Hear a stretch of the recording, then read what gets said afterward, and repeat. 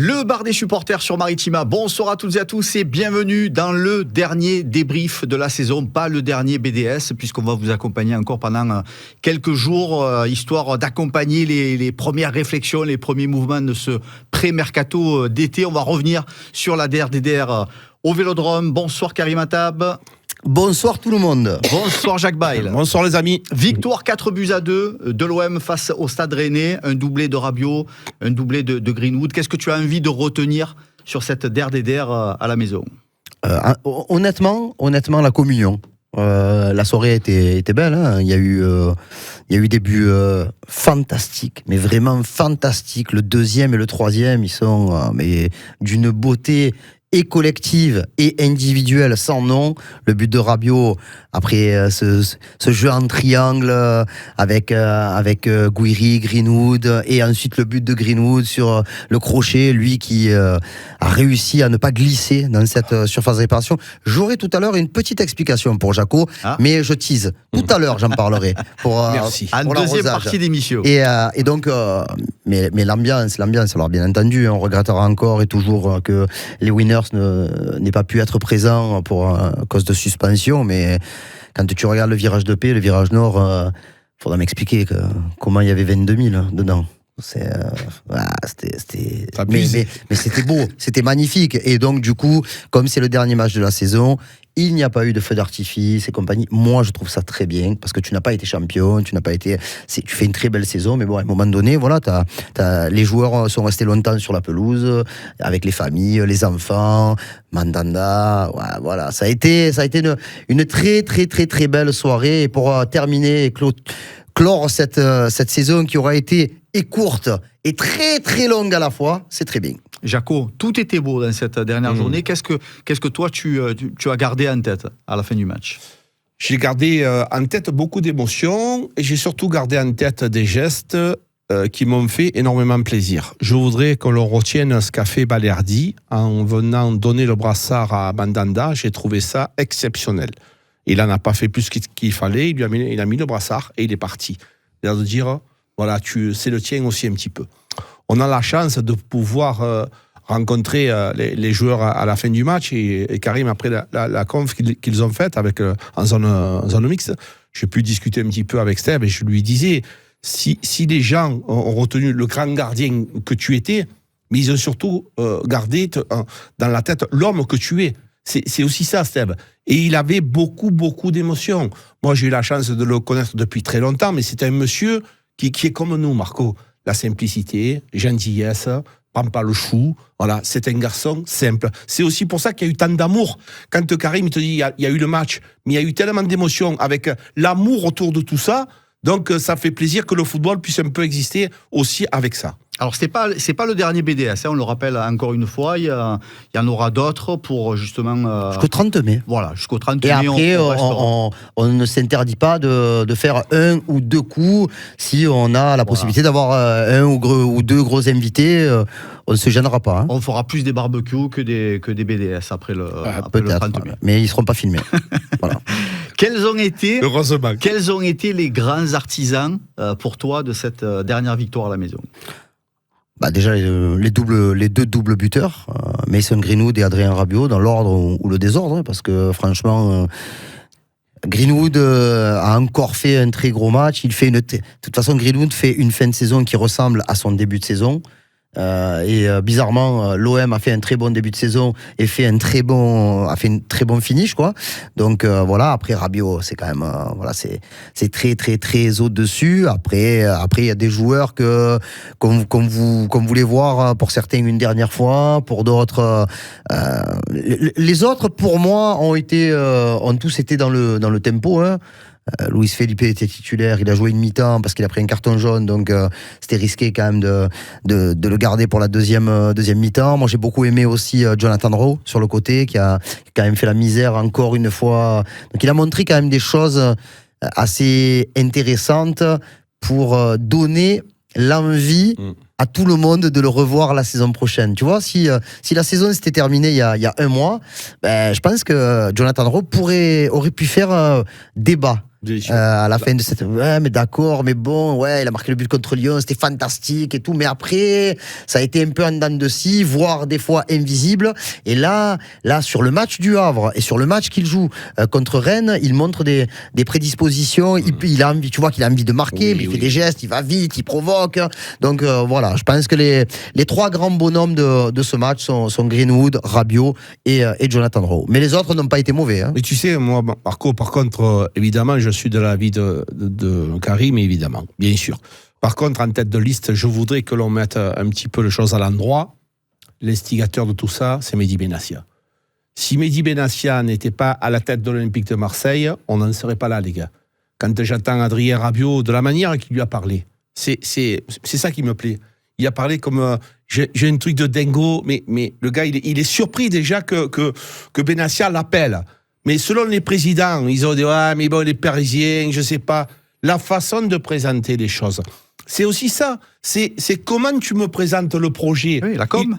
Il faut y penser à tout ça. Savoir bien vendre la chose. Il a su attirer. Tu te rends compte que tu as attiré Adrien Rabiot sans Champions League, sans Coupe d'Europe. Mais les gars, c'est un véritable exploit. Il s'ensuit des autres joueurs qui sont là. Il n'y a pas rien quand même comme effectif. Sans Coupe d'Europe, je me répète, c'est toujours important. Aujourd'hui, je n'ai pas dit que ce sera plus facile, mais ça sera moins difficile d'attirer les joueurs parce que tu es en Champions League au Vélodrome. Donc moi, je vais tirer mon chapeau à ce monsieur avec une discrétion, avec un charisme. On a été très, très, très heureux et très fiers de l'avoir avec nous. Et Rabiot qui a peut-être passé une des saisons les plus heureuses, même sans Ligue des Champions. Tu vois sur le terrain, tu vois dans ses attitudes et tu vois dans son implication le bonheur qu'il a à porter ce maillot olympien. Mais bon, aujourd'hui c'était la journée Pablo Longoria et il en a parlé d'Adrien Rabiot, mais il a dit en on, en off que c'est sans doute l'un des joueurs qui l'impressionne le plus, qui le touche le plus par rapport à son comportement. Mais son comportement qui est ultra professionnel, plus. Premier arrivé, dernier parti, toujours le sourire, de l'échange. Je suis même persuadé, moi, que peut-être que sa proximité avec Mehdi Benassia peut faire en sorte qu'il envoie quelques textos à des joueurs pour leur dire « Oh, venez vous éclater à l'OM. Franchement, les gars, vous n'avez jamais connu ça et vous ne connaîtrez jamais peut-être ça ailleurs. » Donc, et c'est vrai que en termes de footballeur, on va juste parler déjà chiffres. Il a été titulaire, il a joué ses premières minutes le 29 septembre, un déplacement à Strasbourg où il était rentré pour la dernière demi-heure. Et ensuite, il a été titulaire à Montpellier, où était Jaco, où pour sa première titularisation, il avait mis un pain à Savanier d'entrée, mais Turpin n'avait pas, Monsieur Turpin, parce que son prénom, voilà. Monsieur Turpin, il est même pas de jaune, rien du tout. Déjà, on avait senti le truc. Dites-vous bien quand même qu'entre le 20 octobre et le 17 mai, il a joué tous les matchs et toutes les minutes de tous les matchs. Et de fort belle manière. C'est un truc de malade. Incroyable. C'est un truc de malade, tu vois. Tout à l'heure, on parlait avec Jaco, on parlait de Benasser en disant ouais, on a l'espoir de le voir toujours à l'OM, mais il va falloir qu'il soit plus fiable physiquement. Rabiot, il n'avait plus joué depuis la demi-finale de l'Euro. Et il est arrivé, il a mis 15 jours pour se remettre un petit peu en condition, il a commencé à jouer et il n'a jamais raté. C'est un athlète. Non mais c'est ça, et les buts, ouais. Les buts. Il a ouvert son compteur de la saison, je crois que c'était le 8 décembre à Saint-Étienne. Il a fini avec 9 buts en Ligue 1. 9 buts. Et même si, je me rappelle, j'espère qu'il restera pour qu'on puisse en discuter, qu'on en rigole lui et moi, quand on était à Angers après la zone mixte, que je lui dis, oh mais... tu te découvres des nouvelles qualités. Il m'avait dit, ouais, mais dis-moi, tu regardes pas trop le championnat d'Italie, toi, non? Je dis, mais pourquoi? Mais parce que j'ai marqué. Donc là, maintenant, Adrien, si tu m'entends ou que tu me regardes, tu n'as jamais marqué 9 buts en championnat en Italie et en moins de 30 matchs. Voilà. Donc arrête de faire le duc de la zone mixte. Hein? Voilà, quand on te parle, respecte un peu quand même. Non, mais bon, voilà, les stats aussi, sans parler d'état d'esprit, c'est un monstre, quoi. Frérot, moi, je voudrais surtout retenir ces buts. Quand tu vois les buts qu'il marque, tu vois qu'ils sont tous laids. Voilà, tous. Il est toujours dans l'espace. C'est-à-dire qu'autour de lui, il n'y a pas grand monde. Il sait trouver les espaces. Il sait aussi créer l'espace avec sa rapidité. La conduite de balle assez longue, avec des courses très rapides. Tu peux me refaire le geste de la conduite de balle assez longue? Parce que elle est belle, tu te prépares pour demain. Là, tu l'as posé. Là. J'aurais dit Léon Marchand. Mais je suis fort. Non, mais les gars, depuis que je suis petit... Moi, j'aurais dit Jean-Michel Pucinelli. Plutôt. Les gars, je suis né comme ça. Depuis petit, je suis fort. Voilà, c'est comme ça. Voilà, vous voulez me brancher, je vais vous brancher. Donc, je vous dis que ce garçon-là, il est extraordinaire. On parle, il y a des joueurs, il y a des bons joueurs, il y a des très bons joueurs et il y a des athlètes de haut niveau. Adrien Rabiot fait partie des athlètes. Quand on te dit, il vient avant, il s'en va après, parce qu'il est respectueux du club qu'il emploie. C'est aussi ça la marque des... Moi, le nombre de clubs que j'ai fait, chaque fois, c'est souvent les meilleurs. On se rappelle à Paris Saint-Germain aussi, Zlatan Ibrahimovic. Il marronnait parce que les gens, ils arrivaient trop tard, ils partaient trop tôt, et il l'avait dit, c'est pas normal. Donc vous croyez quoi? Que les bons joueurs comme ça, ils arrivent sans travailler? Ça n'existe pas. Quand on est en colère avec Jonathan Rowe, avec Mason Greenwood, à un moment donné, parce qu'ils en faisaient pas assez, c'est aussi ça. Et eux, ils ont le droit de leur dire... Faites-en plus, mettez plus d'explications. Vous avez le talent, si vous voulez réussir, c'est avec ça. On va parler rapidement dans un instant de la conf de presse cet après-midi. Avec vous en parlerez demain, je pense, un petit peu plus en longueur. Aussi, un petit peu. Une des dernières questions concernant le match de ce week-end. Mason Greenwood, meilleur buteur de Ligue 1 pour une première saison. Tu as raté un truc. Hein.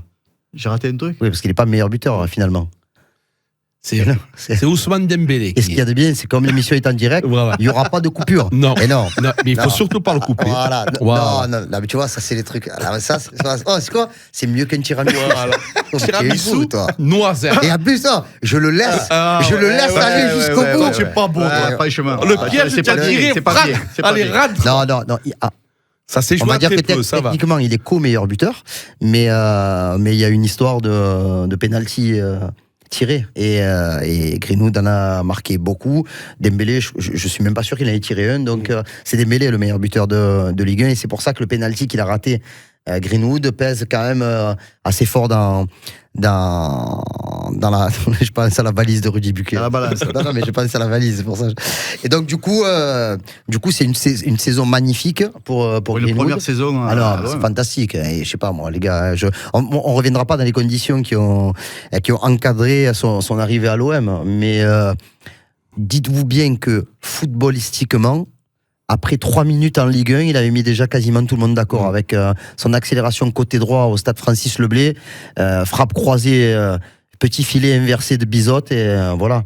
Et déjà, l'aventure, le train Mason Greenwood pour l'OM était déjà parti du quai. Donc tu finis avec 21 buts, avec des buts fantastiques. On n'oubliera pas le but du Havre, on n'oubliera pas le but contre Toulouse, et son but du doublé là contre Rennes, il est encore une fois symptomatique d'un mec qui est au-dessus des autres. Alors maintenant, il faut qu'il arrive à trouver encore plus de régularité pour retrouver un petit peu le niveau qu'il pouvait avoir il y a 3 ans à Manchester quand il était évalué à 170 ou 174 millions d'euros. Là, il est à l'OM. Franchement, on l'a revu en zone mixte. J'ai vraiment pas l'impression qu'il veuille voir autre chose pour l'instant. Il est aimé par les supporters de l'OM. Et pourtant, c'était pas gagné à 100% au début de la saison. Et vivre la Ligue des Champions à l'OM avec un OM qui sans doute sera encore réévalué la saison prochaine par rapport à un mercato qui devrait être plutôt intéressant. Voilà, ça nous donne quand même un mec qui, je suis pas sûr qu'il marquera encore 21 buts en championnat la saison prochaine, mais s'il arrive à peut-être en marquer même quelques-uns de moins, mais à trouver plus de régularité, je pense qu'on est quand même sur un gros poisson là, avec Mason Greenwood. Moi, ce qui m'énerve, c'est qu'il ne défend pas, Karim. Tu vois non, mais il ne défend pas, ça m'énerve. Le coach. J'en peux plus de. Tu sais, Marco, moi, quand je me trompe, je me dis, je suis désolé, je me suis trompé. Mais les lourdeaux, parce qu'il y en a des lourdeaux qui continuent à dire mais quand même, il faudrait qu'ils défendent un peu plus. Mais qu'est-ce que vous voulez qu'il fasse, le mec? Il est arrivé... 21 buts. Voilà, 21 buts.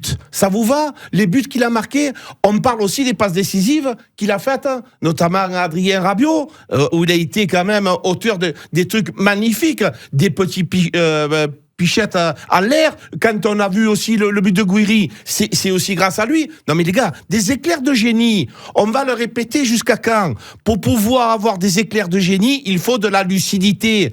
Je vais dire à tous ces gens, faites une course de 40 mètres ou de 50 mètres à fond, et à la sortie de ça, il faut que vous soyez lucide. Vous ne l'êtes pas. Donc, moi, je ne veux surtout pas qu'ils défendent. Surtout pas. Il y en a qui... J'ai entendu des gens qui me disent « Ouais, mais il faut qu'ils fassent semblant. » Mais on n'est pas en train de tourner un film, les gars. Mais semblant de quoi? Mais semblant de quoi? Ne défends pas, poulet. Reste comme tu es. Moi, je t'aime comme tu es. Même ton accent anglais me plaît beaucoup. Pablo Longoria donc avait initié cette conf de presse cet après-midi pour faire un bilan de cette saison. Qu'est-ce que vous avez retenu dans les largeurs des propos du président? Il y a eu beaucoup d'annonces, il a été court. Beaucoup de thématiques. Il a été très très court, 1h40. Ouais. Et sans limite de temps, sans limite de questions. Non, mais bon, voilà, le truc le plus important, bon, au-delà du bilan, hein, qui est très satisfaisant pour l'OM, avec l'objectif qui était de finir dans les 4. Et donc tu finis deuxième. Donc c'est quand même encore... C'est encore mieux. Tu as eu la possibilité de décrocher la Ligue des Champions la semaine dernière. Donc, ça t'a donné une semaine de plus ou une semaine d'avance pour pouvoir avancer vraiment sur ton mercato. Après, voilà, moi, ce qui m'a marqué, bien sûr, c'est le fait d'avoir cette volonté de renouveler encore une fois sa confiance à Roberto De Zerbi, qu'il va y avoir des discussions. Donc, mais de toute façon, c'est comme dans une famille, hein. Donc à un moment donné, tu fais le conseil de famille une fois de temps en temps. Donc là, comme c'est contractuel, il faut que tu le fasses une fois à la fin de la saison. Il y a des choses qui n'ont pas été cette année, il y a des choses qui n'ont pas plu au coach, il y a peut-être des choses qui n'ont pas plu à la direction aussi. Donc il va falloir mettre carte sur table et essayer de savoir si la volonté d'aller dans la même direction, elle existe. Je pense que oui, franchement, que ce soit pour Pablo, pour Mehdi et pour Roberto. Donc je dis pas que c'est fait, mais... Voilà, c'est très positif quand même que tout le monde, parce que De Zerbi, encore une fois, samedi soir après le match, il a dit ma volonté c'est de rester à l'OM et Longoria tout à l'heure a dit ma volonté c'est de continuer avec Roberto. Donc je vois pas pourquoi ça n'irait pas à son terme. Après, il a quand même parlé aussi de l'investissement du propriétaire qui s'il n'avait pas validé les choix de départ. Parce qu'on sortait quand même, je pense que les gens n'ont pas la mémoire courte, hein. On sortait d'une saison, même s'il y avait eu la demi-finale de Ligue Europa contre l'Atalanta, l'OM avait terminé 8e et pas de Coupe d'Europe, avec des problèmes de mentalité, comme ils le disent souvent. Donc voilà, après, il y a plein de choses qu'on peut noter, mais bon, c'est vraiment très très costaud. Parce que ça m'a aussi un peu fait réfléchir ce qu'il a dit sur la commanderie, puisque une partie le sportif restera à la commanderie, mais le reste ne sera plus à la commanderie. Il dit qu'à un moment donné, quand n'importe quelle personne qui travaille au club a la possibilité de voir l'entraînement... Pas normal. Il dit c'est pas normal, tu vois, il y a plein de choses. Donc il a même c'est utilisé... ce qui a pu amener quelques crispations pendant la saison, ça? Le fait d'avoir peut-être des indiscrétions qui... Je sais pas, parce qu'après, voilà, un club comme l'OM, il y a beaucoup de gens qui y travaillent, il y a beaucoup de gens qui sont de passage, il y a beaucoup de gens qui connaissent des gens qui sont à l'intérieur, et donc tu peux avoir, et vous le savez, et même moi, j'arrive à avoir des infos, et c'est pas pour autant qu'on va les partager tout le temps, parce que il y a des choses qui se disent, il y a des choses qui ne se disent pas, mais ça c'est ma façon de voir les choses. Après je pense que laisser le sportif vraiment proche du terrain, c'est très bien. Voilà, du moment que nous, ils nous laissent toujours aller faire nos conférences de presse là-bas, c'est très très bien, quoi. Roberto De Zerbi, pour la deuxième année du projet sur 3 ans, ça te semble... Il n'y a pas l'ombre d'un doute pour toi, ou un peu comme disait Karim il y a quelques jours, c'est pas à 100% encore? Non, mais c'est pas à 100%, mais j'ai envie de croire que ce sont des gens intelligents, Marco. Ces gens-là, si Roberto De Zerbi, à la sortie du match, il dit ouais, mais moi je reste, vous inquiétez pas, il n'y a pas de problème, je dis non, mais il ne nous respecte pas. Il a besoin de faire avancer la machine OM. Et la machine OM, l'année prochaine, en Champions League, c'est pas la même machine que tu avais cette année. Marco, dans une entreprise aussi importante que l'OM, il y a des choses à régler, il y a des choses à faire, il y a des choses à ne plus faire, et il a besoin aussi qu'on lui cadre certaines choses. Mais comment ça peut être autrement? Quand tu sors d'une année, tu es complètement à plat, éreinté. Il va voir sa famille, il va discuter, il va revoir tout le beau monde, il a noté certainement ce qui lui a plu, mais surtout ce qui ne lui a pas plu. Qu'est-ce qu'on peut faire pour changer? Quand on parle de ça, Marco, moi je vais te dire une chose, mais c'est tout simplement inadmissible que les gens de l'Olympique de Marseille qui travaillent pour l'OM puissent voir la mise en place. Quand tu fais une mise en place, c'est une stratégie pour contrer l'adversaire. Mais parce que tu imagines pas que les gens en interne puissent malicieusement ou maladroitement laisser sortir quelques infos qui soient préjudiciables. Mais on est à Marseille, là, comme il y en a qui disent, oh frérot, je te le dis, mais ne dis rien. Moi, on me l'a dit, je te dis, l'équipe et les gens, mais c'est comme ça, mais ça changera jamais. Ça ne changera jamais. Nous, quand on était à Rennes, on a fait installer des stores. Parce que les mecs de la direction, ils sont en train de regarder l'entraînement, alors que tu fais une mise en place spéciale, que tu mets des joueurs que tu ne devrais pas mettre parce que tu as une stratégie contre l'adversaire, et tu as des mecs qui sont dans le bureau, qui vont regarder, et qui, pour se rendre un peu important à la famille, sans peut-être le faire exprès, eh bien, ils vont lâcher des informations qu'ils ne devraient pas lâcher. Mais c'est juste logique. Pourquoi tu mets des paravents quand tu t'entraînes? Parce qu'il y a trop de gens qui regardent. On appelle ça du professionnalisme. Moi, ça me gêne pas du tout, bien au contraire. D'abord, la continuité, et ce sera la dernière question de cet après-midi. Et ensuite, améliorer l'effectif, parce qu'effectivement, la saison prochaine, il y aura plus de matchs, et il y a effectivement des secteurs à améliorer largement cette année. Non, mais il faut de la stabilité, il faut que tu gardes toutes tes forces vives. Voilà, je vais dire au sens large, je fais rapide, je balaye avec Rouli, Murillo, Balerdi, Heubière, Benasser et ou Rongier, voilà, Rabiot, Greenwood, Guiri et Rowe. Voilà, de cela. Logiquement, il faut pas te séparer d'un seul joueur. Hein. Et ensuite, donc avec cette stabilité-là, tu dois, je pense que voilà, un jeune comme Bilal Nadir va rester aussi parce qu'il est rentré dans le processus formation et que maintenant, il occupe une place qui est intéressante aussi pour la liste de l'OM en Coupe d'Europe. Et ensuite, il faut réussir à upgrader tout ça, quoi. Parce que tu vas jouer beaucoup plus de matchs et tu vas jouer la Ligue des Champions. Donc à un moment donné, qu'est-ce qu'on attend tous? Qu'est-ce que De Zerbi attend? Qu'est-ce que la direction attend? Les supporters, nous, on attend que l'OM fasse mieux que cette saison, en termes de jeu et pourquoi pas en termes de résultats. Donc voilà, il va falloir travailler dans ce sens. Allez, l'OM a fini deuxième de la Ligue 1, il disputera la Ligue des Champions la saison prochaine. On vous accompagnera encore pendant quelques jours dans le bar des supporters pour cette première séquence de réflexion. Et tous les soirs, on sera là, comme d'habitude, à 18h. Merci les frérots, merci Karim. Merci les amis. Merci mon Jaco. Merci les gars. À demain, 18h.